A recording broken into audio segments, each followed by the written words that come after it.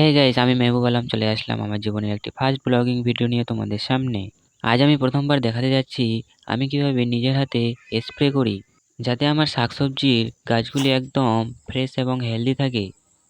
অনেকে আছে যারা ভুলভাবে স্প্রে করে গাছ নষ্ট করে ফেলে, কিন্তু আজকে আমি তোমাদেরকে দেখাবো একদম সহজ উপায়ে কিভাবে গাছ স্প্রে করলে গাছ নষ্ট হয় না এবং গাছ সুস্থ থাকে এবং সবল থাকে। তাই ভিডিওটি থেকে চোখ না সরিয়ে মনোযোগ দিয়ে সম্পূর্ণ ভিডিওটি দেখবেন। চারপাশে যে গাছগুলি দেখতে পাচ্ছেন এটা আমাদের বাগান। এরপরে রয়েছে আমাদের সেই ক্ষেত যেখানে আমি স্প্রে করতে যাচ্ছি। আজকে আমি আমার ভেন্ডি খেতে স্প্রে করতে যাচ্ছি। ভেন্ডি খেতে প্রচুর পোকা হয়, কারণ ভেন্ডি ফল খেতে মিষ্টি হয়, তাই পোকা খুব বাসা বাঁধে সেখানে।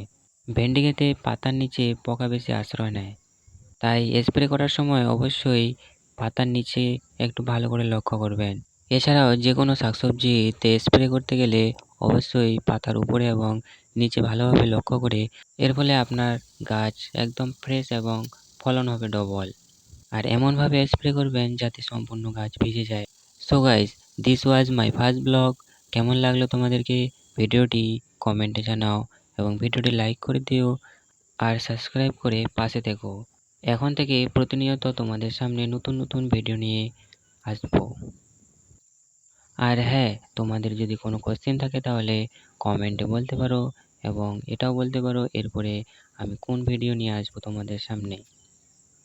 যেহেতু আমার এটি ফার্স্ট ব্লগ, তাই তোমরা যে কোনো কমেন্ট করতে পারো এবং তোমাদের কমেন্টে সাড়াও আমি দেবো এবং তোমাদের মতো করে আমি ভিডিও নিয়ে আসবো তোমাদের সামনে। আর তোমাদের মধ্যে যদি আমার মতো কোনো ছোট ইউটিউবার থাকো তাহলে অবশ্যই কমেন্টে একটু সাড়া দিয়ে যাও। আর যাতে আমি ভালো ভিডিও আনতে পারি তার মতো আমাকে কিছু টিপস দাও, ছোট ভাইয়ের মতো। তাই আজকের জন্য টাটা।